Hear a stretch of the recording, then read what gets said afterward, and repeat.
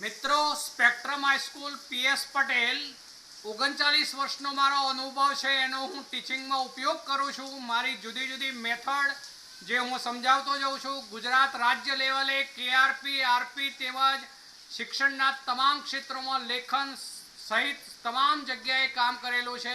એવા મારા બહોળા અનુભવનો હું ઉપયોગ મારા ટીચિંગ દરમિયાન કરું છું। મારો લાભ અવશ્ય લેજો એવું ખાસ જણાવું છું। Good morning all friends. હવે જુઓ આપણે તત્વોના ભૌતિક ગુણધર્મો તેની બાબત ઉપર જઈએ છે, પણ એમાં ગલન બિંદુ, ઉત્કલન બિંદુ, ગલન ઉષ્મા, બાષ્પાયન ઉષ્મા આ બધા જે ગુણધર્મો છે એ ગુણધર્મો એ સામાન્ય ગુણધર્મો છે, પણ એ સિવાય કેટલાક અન્ય ભૌતિક ગુણધર્મો એવા છે કે જે આવર્ત કોષ્ટકમાં જેમ પરમાણ્વીય ક્રમાંક તત્વનો બદલાય તેમ તેમાં ફેરફાર જોવા મળતા હોય છે। એવા ગુણધર્મોનો અભ્યાસ આપણે અગત્યનો છે। એમાં પરમાણ્વીય ત્રિજ્યા, આયનીય ત્રિજ્યા, આયનીકરણ એન્થાલ્પી, इलेक्ट्रॉन प्राप्ति एंथाल्पी અને વિદ્યુત ઋણતા આ બધા ગુણધર્મોનો અભ્યાસ આપણે કરીશું। હવે સૌથી પહેલા આપણે પરમાણ્વીય ત્રિજ્યા ઉપર આવીશું। પહેલો મુદ્દો બનાવીશું પરમાણ્વીય ત્રિજ્યા। ચલો હવે સાદા શબ્દોમાં કહીએ તો પરમાણુની ત્રિજ્યા। યાદ કરો મિત્રો, આપણે શરૂઆતમાં એવું જોઈ ગયા હતા કે પરમાણુનું કદ ઘણું જ નાનું છે।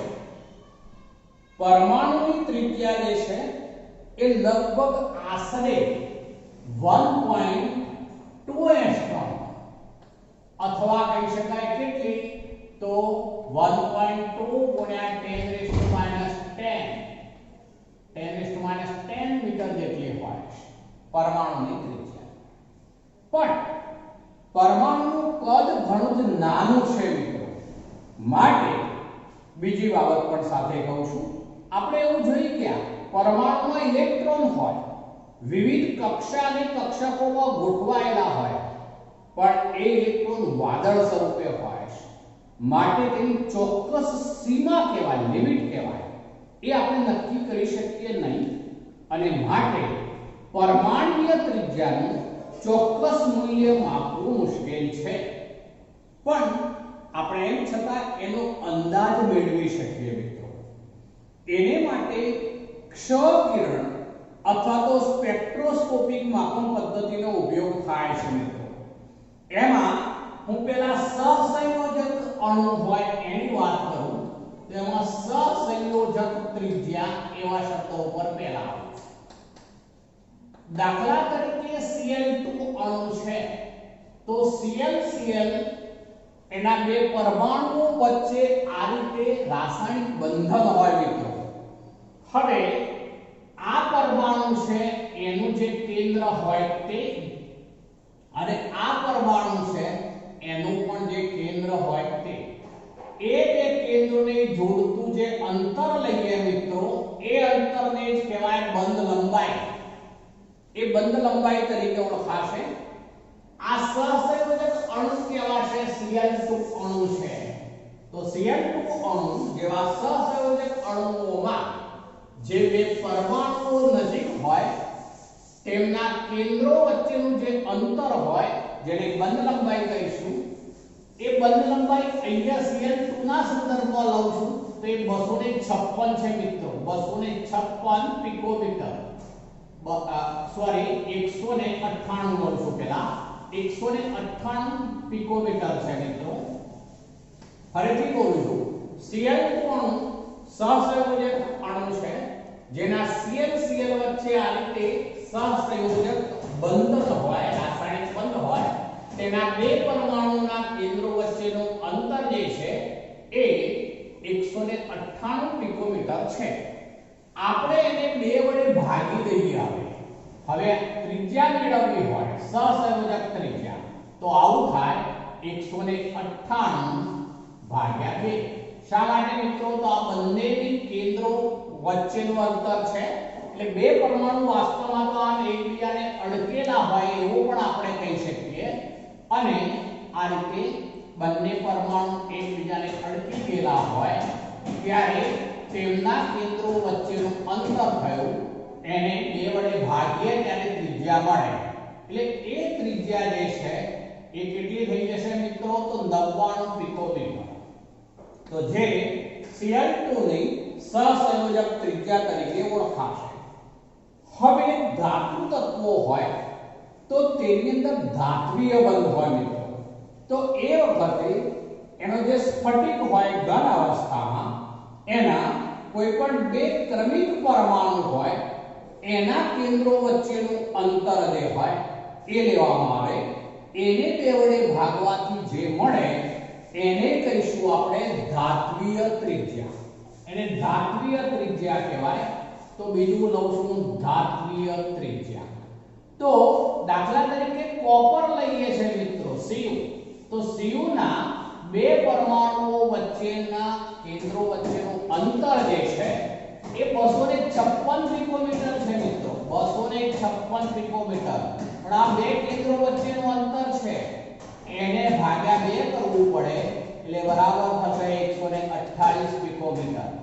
તો આમ આ ધાત્વિય ત્રિજ્યા થઈ 128 પિકોમીટર, જ્યારે પેલી સહસંયોજક ત્રિજ્યા થઈ જેમાં સહસંયોજક અણુ હોય જેના બે પરમાણુઓ વચ્ચે રાસાયણિક સહસંયોજક બંધ બનેલો હોય તેના બે કેન્દ્રો વચ્ચેનું અંતર લેવાનું, એને બે વડે ભાગીએ જે મળે તે સહસંયોજક ત્રિજ્યા કહેવાય. Cl2 માં કેટલી છે મિત્રો? તો બે કેન્દ્રો વચ્ચેનું અંતર બોલું તો 198 પિકોમીટર છે, પણ હવે ત્રિજ્યા લેવી હોય તો ભાગ્યા 2 કરીશું એટલે 99 પિકોમીટર એ Cl2 ની સહસંયોજક ત્રિજ્યા બની કહેવાશે. ધાત્વિય તત્વો હોય તો એમાં ઘન સ્ફટિક હોય જે એના બે ક્રમિક પરમાણુઓના કેન્દ્રો વચ્ચેનું અંતર લેવામાં આવે એના ભાગ્યા 2 કરવું પડે, એ ધાત્વિય ત્રિજ્યા કહેવાશે. કોપરની વાત કરીએ તો એના બે કેન્દ્રો વચ્ચેનું અંતર 256 પિકોમીટર છે, એના ભાગ્યા 2 કરીએ એટલે 128 પિકોમીટર એ કોપરની ધાત્વિય ત્રિજ્યા કહેવાશે મિત્રો. હવે આપણે આ બધા તત્વોમાં તો પરમાણુઓ જે છે વધુ બલ્કમાં એકબીજાની નજીક ગોઠવાયેલા હોય અને તેમની વચ્ચે જે છે આકર્ષણ બળો ધરાવતા હોય છે. પણ હવે આપણે ઉમદા વાયુઓની વાત કરીએ, જે આપણે સમૂહ ક્રમ કયો બનાવ્યો તો 18મો, આધુનિક આવર્ત કોષ્ટકનો 18મો સમૂહ જે શૂન્ય સમૂહ ઉમદા વાયુઓ. હવે ઉમદા વાયુઓ એવા છે કે એમના પરમાણુઓ તો સ્વતંત્ર રહે છે, એના એક પરમાણુને બીજા પરમાણુ તરફ કોઈ આકર્ષણ હોતું નથી, તો એ વખતે તેની જે પરમાણુય ત્રિજ્યા છે એ વાંડવાસ ત્રિજ્યા તરીકે ઓળખાશે મિત્રો. અને એ વાંડવાસ ત્રિજ્યાનું મૂલ્ય નક્કી કરવું એ બહુ જ મુશ્કેલ પડશે, કારણ કે એમાં સિંગલ પરમાણુ હોય માટે પેલું ઇલેક્ટ્રોન વાદળ જે છે એના જેવો આકાર ધરાવે માટે આપણે વાંડવાસ ત્રિજ્યા માપવી હોય તો એ ખૂબ જ મુશ્કેલ બનશે. પણ આ રીતે ત્રિજ્યાઓ આપણે માપી શકીએ. હવે આ ત્રિજ્યાઓમાં આવર્તી વલણ કેવી રીતે જોવા મળે છે એની વાત કરું છું. જોજો, આવર્તી વલણ જોવા મળે તો એમાં આવર્ત કોષ્ટકમાં આપણે ડાબેથી જમણી તરફ જઈએ. કોઈ પણ આવર્તમાં ડાબેથી જમણી તરફ એવું કહું છું મિત્રો, ધ્યાન રાખજો. હું આવું લઉં છું લિથિયમ, પછી બેરિલિયમ, પછી બોરોન, પછી કાર્બન, નાઇટ્રોજન, ઓક્સિજન અને ફ્લોરિન. આપણે નિયોન જે છે અહીંયા નહીં.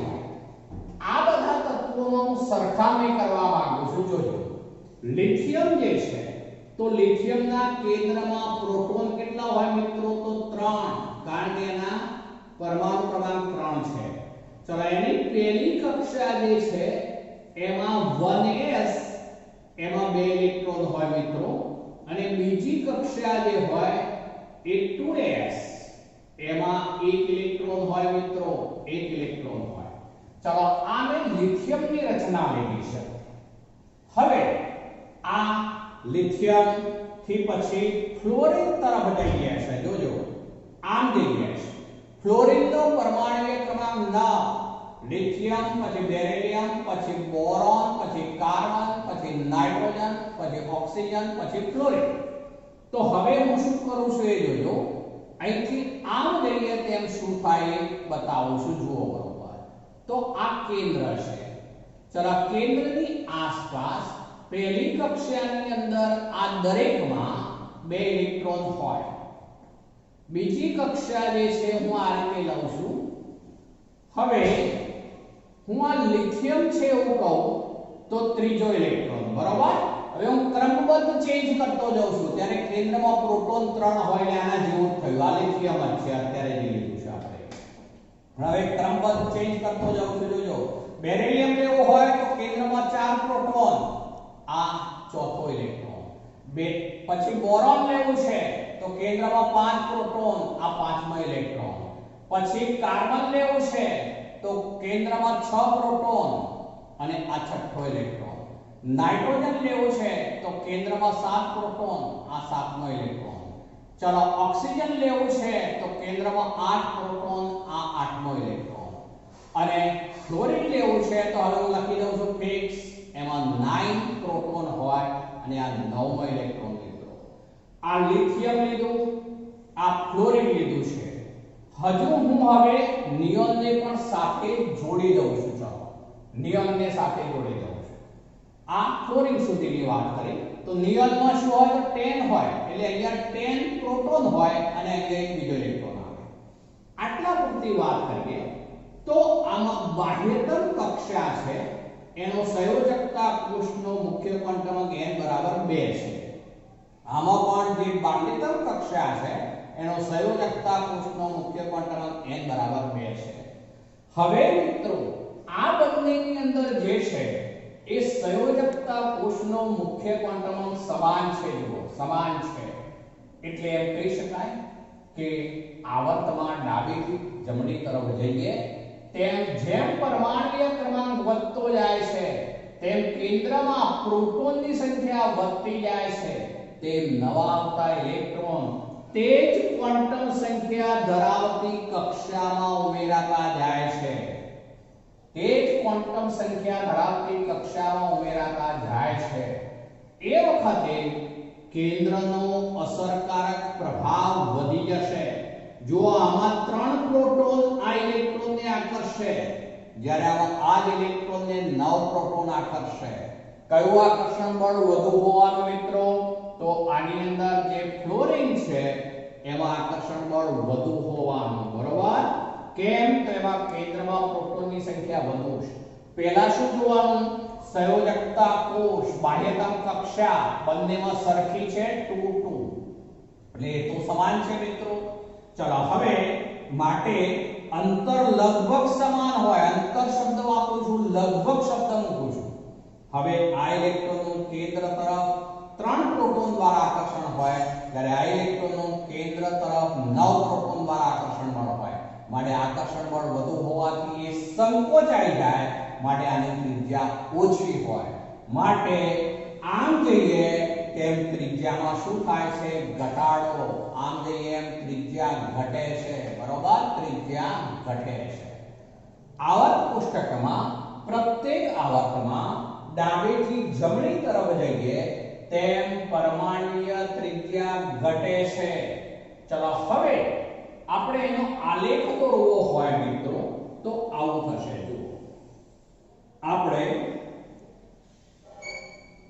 આલેખ દોરીએ છીએ અહીંયા પરમાણ્વીય ક્રમાંક z લઈએ છે પરમાણ્વીય ક્રમાંક આ બાજુ પરમાણ્વીય ત્રિજ્યા લઈએ છે પિકોમીટરમાં બરોબર પરમાણ્વીય ત્રિજ્યા શામાં લઈએ છે તો પિકોમીટરમાં pm માં ચલો હવે અહીંથી જેમ પરમાણ્વીય ક્રમાંક વધતો જાય તેમ શું થતું જાય છે આવર્તમાં કદમાં ઘટાડો થાય છે એટલે એનો અર્થ એવો થયો મિત્રો કે દરેક આવર્તની શરૂઆત આલ્કલી ધાતુ તત્વથી થાય એ આલ્કલી ધાતુ તત્વ જે હોય એનું કદ હંમેશા સૌથી મોટું હશે જે તે આવર્તમાં આલ્કલી ધાતુ તત્વનું કદ સૌથી મોટું હોય. ચલો તો હું અહીંયા લિથિયમ છે, પરમાણ્વીય ક્રમાંક 3 છે એનો, તો અહીંથી શરૂઆત કરું છું. આ લિથિયમ છે એવું કહેવાશે મિત્રો. ચલો લિથિયમ પછી બેરિલિયમ, તો બેરિલિયમના કદમાં શું થવાનું મિત્રો? તો ઘટાડો, બેરિલિયમ. ચલો બેરિલિયમ પછી બોરોન, ચલો બોરોન પછી કાર્બન, કાર્બન પછી નાઇટ્રોજન, નાઇટ્રોજન પછી શું આવે? ઓક્સિજન, અને ઓક્સિજન પછી આવશે ફ્લોરિન, ઓક્સિજન પછી આવશે ફ્લોરિન. તો આ ફ્લોરિન. તો આ રીતે કદ જે છે એ ઘટે છે, પરમાણુય ત્રિજ્યા ઘટે છે. ફરીથી બોલજો, આવર્તમાં ડાબેથી જમણી તરફ જતા હંમેશા પરમાણુય ત્રિજ્યા અને પરમાણુય કદ ઘટે છે, ઘટે છે, યાદ રાખીશું, આ ઘટે છે. ચલો હવે એનો અર્થ એવો થયો કે એક જ આવર્તના બે તત્વો હોય મિત્રો, તો સમજો ડાબી તરફનું તત્વ હોય એનું કદ મોટું હોય, જમણી તરફનું તત્વ હોય તો એનું કદ નાનું હોય. બરોબર સમજજો. એક જ આવર્તના બે તત્વો હોય તો એમાં ડાબી તરફનું તત્વ હોય એનું કદ મોટું હોય, જ્યારે જમણી તરફનું તત્વ હોય તો એનું કદ નાનું હોય મિત્રો. એ કાર્ય ત્રિજ્યા ઘટે છે. ચલો હવે બીજું લઉં છું, સમૂહની વાત ઉપર આવું છું. જોજો મિત્રો, સમૂહમાં શું થાય તે આપણે આવર્તનો આલેખ લીધો છે. હવે સમૂહ માટે, સમૂહ માટે આ આવર્ત માટે હતું, ધ્યાન રાખજો, આ આવર્ત, આવર્ત માટે. પણ હવે સમૂહ માટે હું લઉં છું, તો લિથિયમની સરખામણી આપણે લઈએ છે. ફરીથી દોરી દઉં છું, જોજો એમાં અહીંયા આપણે આ લિથિયમ છે, કેન્દ્રમાં 3 પ્રોટોન છે, પહેલી કક્ષામાં 2 ઇલેક્ટ્રોન છે, બીજી કક્ષામાં 1 ઇલેક્ટ્રોન છે. આ લિથિયમ લઈ લીધું. ચલો લિથિયમ પરમાણુ ક્રમાંક 3. ચલો એને બદલે હવે લઉં છું જે તે સમૂહ, આલ્કલી ધાતુ તત્વ મેં લીધું છે લિથિયમ. લિથિયમની નીચે આવીએ તો કયું આવે મિત્રો? તો સોડિયમ. સોડિયમનો પરમાણુય ક્રમાંક 11. ચલો સોડિયમ તો પરમાણુય ક્રમાંક 11 માટે કેન્દ્રમાં 11 પ્રોટોન હોય મિત્રો. ચલો હવે આ પહેલી કક્ષા જેમાં 2 ઇલેક્ટ્રોન, પછી આ બીજી કક્ષા જેની અંદર 1 2 3 4 5 6 7 અને 8 ઇલેક્ટ્રોન, એટલે આ 10 થઈ ગયા મિત્રો ટોટલ. ચલો અને હવે આ 1 ઇલેક્ટ્રોન બાકી રહ્યો હજુ, માટે આ ત્રીજી કક્ષા જેમાં 1 ઇલેક્ટ્રોન હોય મિત્રો. હવે આમાં સંયોજકતા કોષનો મુખ્ય ક્વોન્ટમ આપણે કહીએ લિથિયમમાં, તો એ કયો થવાનો મિત્રો? તો n બરાબર 2.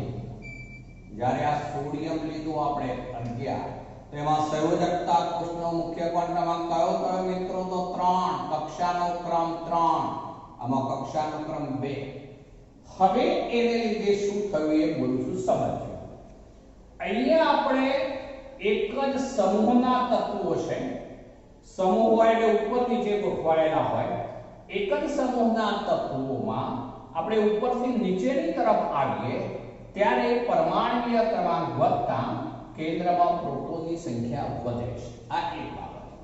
પરંતુ નવા આવતા ઇલેક્ટ્રોન નવા ક્વોન્ટમ અંક, વધુ ક્વોન્ટમ અંક ધરાવતી નવી કક્ષામાં ઉમેરાતા જાય છે. નવા આવતા ઇલેક્ટ્રોન નવી ઊંચા ક્વોન્ટમ અંક ધરાવતી કક્ષામાં ઉમેરાતા જાય છે, જેને કારણે જે વચ્ચેની ઇલેક્ટ્રોન ભરેલી કક્ષકો હોય એ ઇલેક્ટ્રોન ભરેલી કક્ષકોને કારણે આ ઇલેક્ટ્રોનનું, સંયોજકતા ઇલેક્ટ્રોનનું કેન્દ્ર તરફનો આકર્ષણ બળ જે છે એ આપણે ઘટાડવા પ્રયત્ન કરશે. બરોબર, ઘટશે, કારણ કે વચ્ચેના ઇલેક્ટ્રોનની શિલ્ડિંગ અસર જે છે એ વધુ હોય છે. અહીંયા જે વાત કરીએ મિત્રો, તો આ ઇલેક્ટ્રોનને આ કેન્દ્ર તરફના આકર્ષણમાં ફક્ત આ જે પ્રથમ નંબરની કક્ષા છે એના ઇલેક્ટ્રોન જ અવરોધરૂપ બને.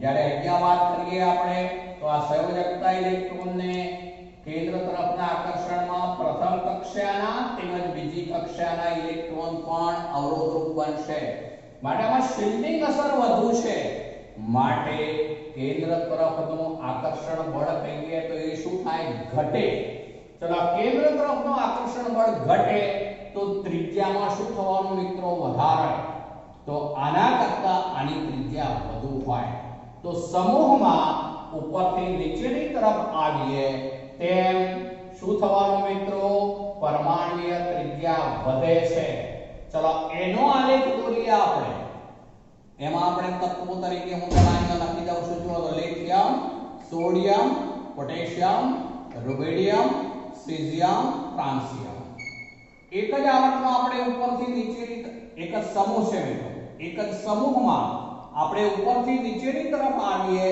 તેમ સંયોજકતા કોષનો મુખ્ય ક્વોન્ટમ વધે છે જેને કારણે વચ્ચે ઇલેક્ટ્રોન ભરેલી કક્ષકો દ્વારા શિલ્ડિંગ અસર વધે છે જેને કારણે બાહ્યતમ કક્ષાના ઇલેક્ટ્રોનનો કેન્દ્ર તરફનું આકર્ષણ બળ અવરોધાય છે જેથી ત્રિજ્યામાં વધારો થશે એટલે આમ જઈએ એમ ત્રિજ્યા વધે કોઈ પણ સમૂહમાં એ ત્રિજ્યા વધે કોઈ પણ સમૂહમાં આઠ સમૂહ એવું નહીં આટલી ધાતુ તત્વો લીધા છે મેં કોઈ પણ સમૂહમાં ઉપરથી નીચેની તરફ આવીએ તેમ પરમાણુય ત્રિજ્યામાં હંમેશા વધારો થશે મિત્રો તો એનો આલેખ દોરવો હોય આપણે તો આ જે તત્વો છે એના પૂરતી વાત કરીએ આપણે તો અહીંયા પરમાણુય ક્રમાંક Z લઈએ છે અહીંયા પરમાણુય ત્રિજ્યા પિકોમીટરમાં લઈએ છે બરોબર તો એ વખતે મિત્રો આવું બનશે લિથિયમનું કદ સૌથી નાનું જો હું આવું લઉં છું લિથિયમનું કદ નાનું એના કરતા સોડિયમનું કદ મોટું આ સોડિયમ આ લિથિયમના કદ કરતા સોડિયમનું કદ મોટું એના કરતા પોટેશિયમનું કદ મોટું એના કરતા સીઝિયમ રૂબિડિયમનું કદ મોટું એના કરતા પણ સીઝિયમનું કદ મોટું મિત્રો સીઝિયમનું કદ મોટું તો આમ જેમ પરમાણુય ક્રમાંક વધતો જાય તેમ એક જ સમૂહમાં પરમાણુય ત્રિજ્યામાં વધારો થતો જાય છે પરમાણુય કદમાં વધારો થતો જાય છે મારે મિત્રો મેં આ આલ્કેન તત્વો લીધા હવે હું આ જ આલેખમાં સાથે હેલોજન તત્વો બતાવવા માંગુ તો એમાં આવું થાય મિત્રો હેલોજન માટે મારે અહીંયા નીચે લેવું પડે કેમ મને એક જો તો આ બાબત લાગુ પડે આલ્કેન તત્વનું કદ સૌથી મોટું જે તે આવર્તમાં જ્યારે જે હેલોજન તત્વો છે એમના કદ કેવા હોય તો નાના હોય જે તે આવર્તમાં કારણ કે ત્રિજ્યા ઘટે માટે આ જે છે એ ફ્લોરિન છે પછી આ જે છે ક્લોરીન પછી આ બ્રોમિન ચલો પછી આ આયોડિન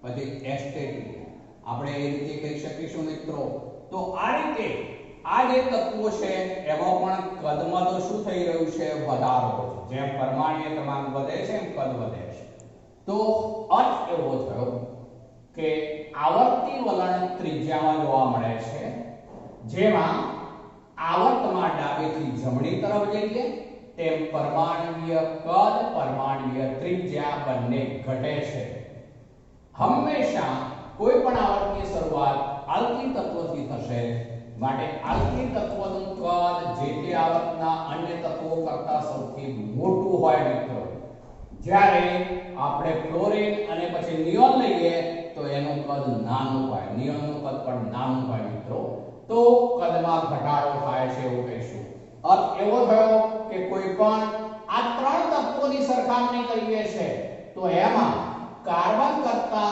બોરોનનું કદ મોટું હોય કાર્બન કરતા નાઇટ્રોજનનું કદ નાનું હોય મિત્રો ચલો એ જ રીતે સમૂહમાં ઉપરથી નીચેની તરફ આવીએ તેમ પરમાણુય ત્રિજ્યા વધે છે કોઈ પણ સમૂહ હોય મિત્રો દરેક સમૂહમાં એ લાગુ પડશે કારણ કે જેમ પરમાણુય ક્રમાંક વધે તેમ કેન્દ્રમાં પ્રોટોનની સંખ્યા વધે તેમ નવા આવતા ઇલેક્ટ્રોન નવી ક્વોન્ટમ સંખ્યા ધરાવતી કક્ષાઓમાં ઉમેરાતા જાય જેથી સંયોજકતા ઇલેક્ટ્રોન અને કેન્દ્ર વચ્ચે ઇલેક્ટ્રોન ભરેલી વધુ કક્ષકો આવશે, જેમની શિલ્ડિંગ અસર વધતી જશે, સ્ક્રીનિંગ અસર, આચ્છાદન અસર કહેવાય, વધતી જશે, તેમ સંયોજકતા ઇલેક્ટ્રોનનો કેન્દ્ર તરફનો આકર્ષણ બળ જે છે ઘટશે, માટે કદમાં વધારો થાય, ત્રિજ્યામાં વધારો થાય.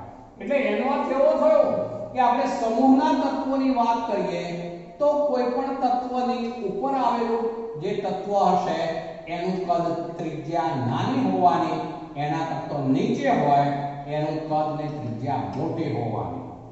આમાં આમ સરખામણી થાય, આમાં આમ સરખામણી થાય મિત્રો. ચલો હવે આવવું છે આપણે આયનીય ત્રિજ્યા ઉપર. હવે આયનીય ત્રિજ્યા શબ્દ ઉપર આવું છું. આયનીય ત્રિજ્યા, આયનીય ત્રિજ્યા એટલે આયનની ત્રિજ્યા મિત્રો. આયનીય ત્રિજ્યા ફરીથી બોલું છું એટલે આયનની ત્રિજ્યા. દાખલા તરીકે આ સોડિયમ છે, અત્યારે મારે સોડિયમ પ્લસ આયન બનાવી દેવો છે. ચલો સોડિયમ તો એમાં 11 પ્રોટોન 11 ઇલેક્ટ્રોન, બરાબર, સોડિયમમાં. પણ હવે સોડિયમ પ્લસ આયન બનાવું છું તો સોડિયમ પ્લસ આયનમાં ઇલેક્ટ્રોન કેટલા થઈ જવાના? તો 10. જો સોડિયમમાં પ્રોટોન 11 અને ઇલેક્ટ્રોન પણ 11, બંને સરખા. પણ સોડિયમ પ્લસ આયન બને ત્યારે એક ઇલેક્ટ્રોન ગુમાવી દે, એક ઇલેક્ટ્રોન ગુમાવે એટલે ઇલેક્ટ્રોન 10 થઈ જાય, પણ પ્રોટોન તો 11 ના 11 જ રહે. એટલે અર્થ એવો થશે મિત્રો કે આમાં કેન્દ્રમાં રહેલા પ્રોટોનની સંખ્યા ઇલેક્ટ્રોનની સાપેક્ષમાં વધુ છે, માટે અસરકારક કેન્દ્રીય ધનવિભાર આના કરતા પણ વધ્યો. હવે તમને એમ થાય કે મિત્રો બંનેમાં તો પ્રોટોન સરખા જ છે, 11 11, પણ તેમ છતાં શું બોલું છું એ સમજજો. આમાં 11 પ્રોટોન 11 ઇલેક્ટ્રોન 1:1 પ્રમાણ. જ્યારે ધન આયન બને છે ત્યારે પ્રોટોન એટલા જ છે પણ ઇલેક્ટ્રોનની સંખ્યા ઘટે છે, માટે બાકીના ઇલેક્ટ્રોનનું કેન્દ્ર તરફનું આકર્ષણ બળ વધી જાય. અસરકારક કેન્દ્રીય ધનવિભાર જે છે, અસરકારક કેન્દ્રીય ધનવિભાર વધુ પ્રબળ બને, જેને કારણે ધન આયન બનવાથી ત્રિજ્યામાં ઘટાડો થાય. માટે આમાં આપણે એવું કહી શકીએ Na નું કદ મોટું હોય એના કરતા Na+ આયન હોય તો એનું કદ નાનું હોવાનું મિત્રો. ધન આયન બને ત્યારે હંમેશા કદમાં ઘટાડો થશે.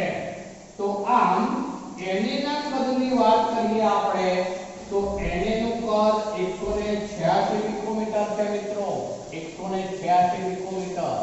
જ્યારે Na+ છે એનું કદ છે 95 પિકોમીટર. ચલો આપણે ધન આયન બને ત્યારે વાત કરીએ. હવે એને બદલે ઊંધું લઈએ, ઋણ આયન લઈએ. ચલો ઋણ આયનની વાત કરીએ તો એમાં એક Cl લઉં છું અને બીજું Cl- લઉં છું. ચલો બંનેમાં ફરીથી એક પ્રમાણે સરખામણી કરીએ, પ્રોટોન અને ઇલેક્ટ્રોન. ચલો Cl જે છે એમાં પ્રોટોનની સંખ્યા કેટલી હોય મિત્રો? Cl ની અંદર જે છે એમાં પ્રોટોનની સંખ્યા p તો એ 17 હોય. ચલો ઇલેક્ટ્રોનની સંખ્યા પણ કેટલી હોય? તો 17 હોય. બંનેમાં સરખી હોય, 17 17. ચલો ક્લોરીનની વાત કરીએ, માઈનસ આયન ક્લોરાઇડ આયન બોલાશે તો એમાં પ્રોટોન એટલા જ રહે 17, પણ ઇલેક્ટ્રોન એક ઉમેરાયો મિત્રો, એક ઇલેક્ટ્રોન મેળવેલે ઉમેરાયો એટલે 18 પ્રોટોન થઈ ઇલેક્ટ્રોન થઈ ગયા.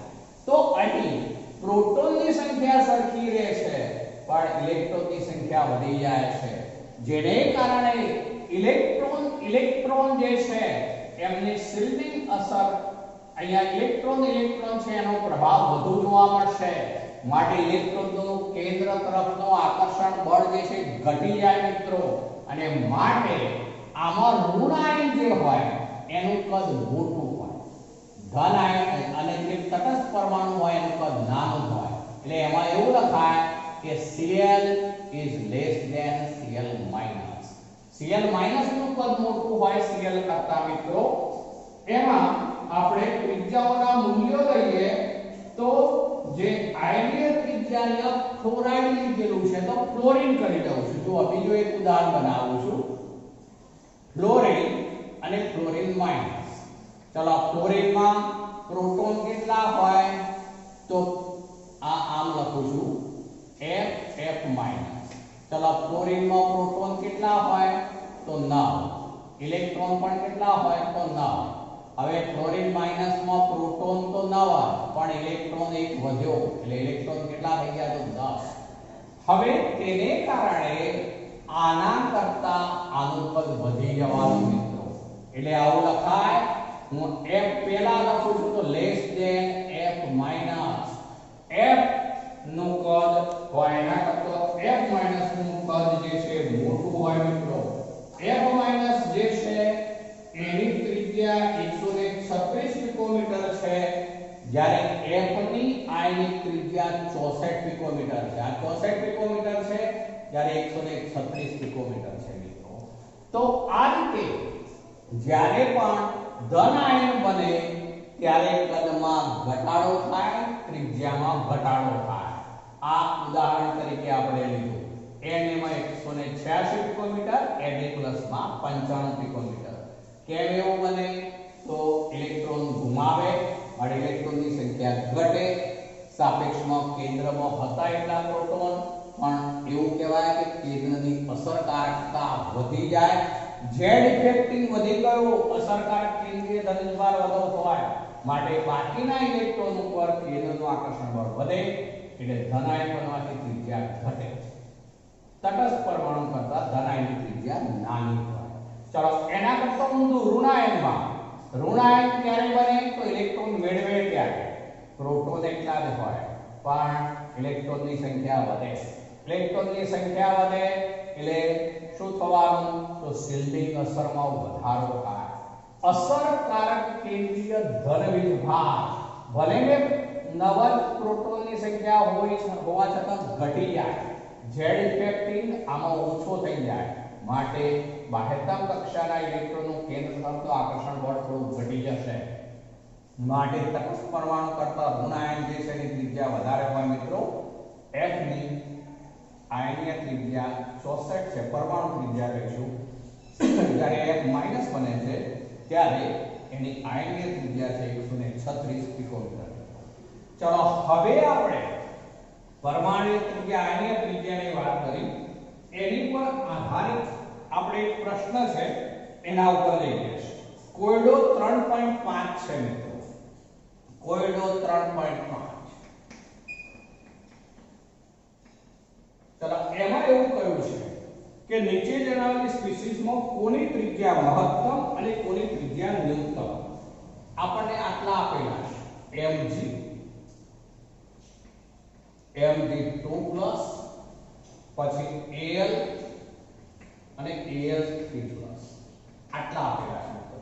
સૌથી પહેલા તો આપણે મહત્તમ ત્રિજ્યાની વાત પહેલા કરીએ છીએ. તો પરમાણુ હોય તેની ત્રિજ્યા આયનની ત્રિજ્યા કરતા મોટી હોય. ચલો Mg ની ત્રિજ્યા મોટી હશે Mg2+ કરતા, એ જ રીતે Al ની ત્રિજ્યા Al3+ કરતા મોટી હોય. હવે Mg અને Al બેની સરખામણી કરો. Mg નો પરમાણુય ક્રમાંક 12, Al નો પરમાણુય ક્રમાંક 13. બંને એક જ આવર્તના તત્વો છે માટે ડાબી તરફ જે તત્વો હોય એનું કદ મોટું હોય મિત્રો. એટલે Mg નું કદ કેવું હોય તો મોટું, માટે Mg જે છે એનું કદ મોટું, સૌથી મોટું Mg. ચલો હવે એનો અર્થ એવો થયો કે Mg કરતા તો Al નું કદ નાનું. હવે Mg2+ અને Al3+ એ બેની સરખામણી કરીએ છીએ તો Al3+ નું કદ નાનું થઈ જશે. કેમ મિત્રો? તો હવે આ બેની સરખામણી કરીએ તો આના કેન્દ્રમાં પ્રોટોન 12. પ્રોટોનની સંખ્યા બોલું છું, ધ્યાન રાખજો. પ્રોટોન જે છે એના કેન્દ્રમાં 12, જ્યારે આના કેન્દ્રમાં પ્રોટોન હોય 13. તો આ ઇલેક્ટ્રોનની વાત કરીએ તો આને બે ઘુમાવ્યા એટલે 10. આને 3+ છે એટલે 3 ઘુમાવ્યા ઇલેક્ટ્રોન એટલે એ પણ 10. બંનેમાં ઇલેક્ટ્રોન તો સરખા જ છે. જુઓ બંનેમાં ઇલેક્ટ્રોન સરખા છે.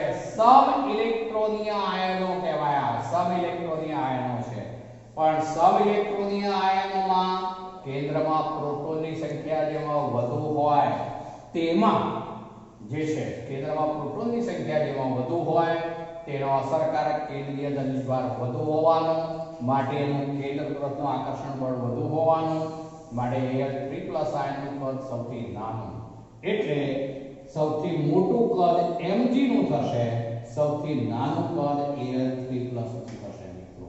તો આ બે જવાબ થશે. કેવી રીતે મેં લીધા બરોબર ખ્યાલ આવવો જોઈએ. ચલો, સમ ઇલેક્ટ્રોનીય આયનો હોય મિત્રો, સમ ઇલેક્ટ્રોનીય આયનોમાં આ ઉદાહરણ લઉં છું. જુઓ, દાખલા તરીકે હું નાઇટ્રોજન 3-, ચલો બીજું લઉં છું જે એમાં ઓક્સિજન જે છે 2-, ચલો બીજું લઉં છું જે એમાં એ ફ્લોરિન 1- અથવા માઈનસ, ચલો પછી લઈએ છે સોડિયમ પ્લસ, પછી લઈએ છે Mg2+ અને Al3+. ચલો એવું પૂછવામાં આવે કે આ તત્વોને તેમના કદના ચડતા ક્રમમાં ગોઠવો અથવા ઉતરતા ક્રમમાં ગોઠવો, એવું પૂછવામાં આવે.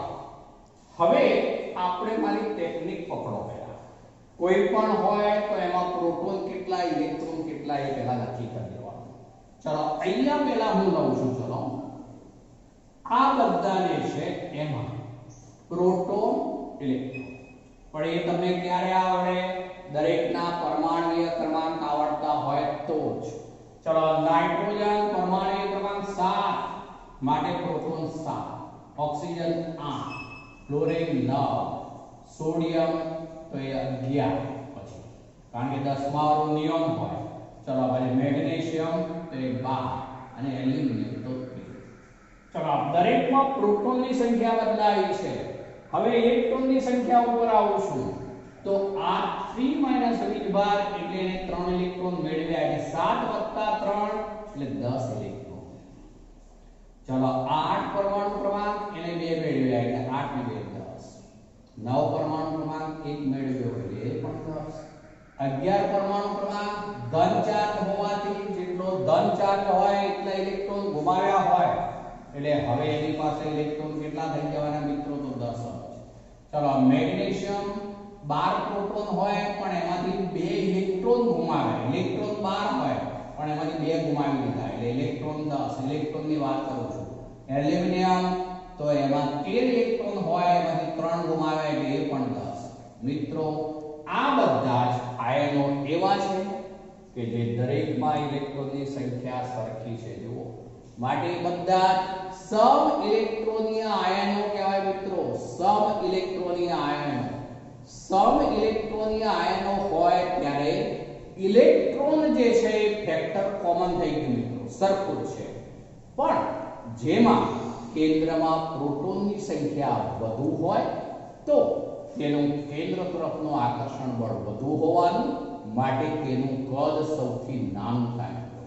ફરીથી બોલું છું, અહીંયા ઇલેક્ટ્રોન જે છે દરેકમાં સરખા છે, માટે આ બધા સબ ઇલેક્ટ્રોનીય આયનો છે જેમાં કેન્દ્રમાં, હવે ઇલેક્ટ્રોન ફેક્ટર જે છે અહીંયા કામ નહીં લાગે કારણ કે દરેકમાં ઇલેક્ટ્રોન સરખા છે, પરંતુ જેમાં કેન્દ્રમાં પ્રોટોનની સંખ્યા વધુ હોય એટલે શું જોવું પડે મિત્રો? પરમાણુય ક્રમાંક જેનો વધારે હશે તેના ઇલેક્ટ્રોનનું કેન્દ્ર તરફનું આકર્ષણ બળ વધારે હોવાનું મિત્રો, માટે એનું કદ સૌથી નાનું થાય.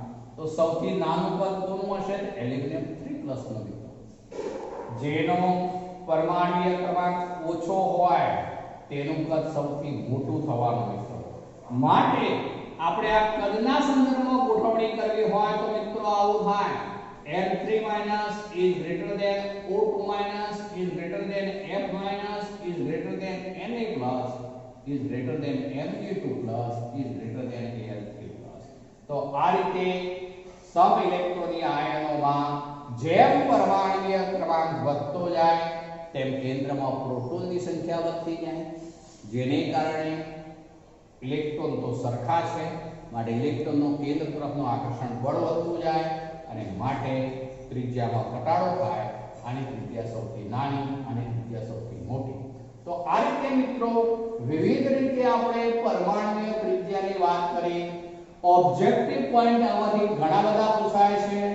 કોઈ પણ આવકના કોઈ પણ બે તત્વો લઈએ તો ડાબી તરફનું તત્વ હોય એનું કદ મોટું, જમણી તરફનું તત્વ હોય એનું કદ નાનું. બરાબર? સમૂહની વાત કરીએ તો એમાં ઉપરવાળા તત્વનું કદ મોટું, નીચેવાળા તત્વ ઉપરવાળા તત્વનું કદ નાનું, નીચેવાળા તત્વનું કદ મોટું હોય મિત્રો. બીજું, ધન આયન બને ત્યારે ત્રિજ્યા ઘટશે તટસ્થ પરમાણુ કરતા, ઋણ આયન બને ત્યારે તટસ્થ પરમાણુ કરતા ઋણ આયનની ત્રિજ્યા વધુ હોય મિત્રો. ચલો તો આજે આપણે આટલે સુધી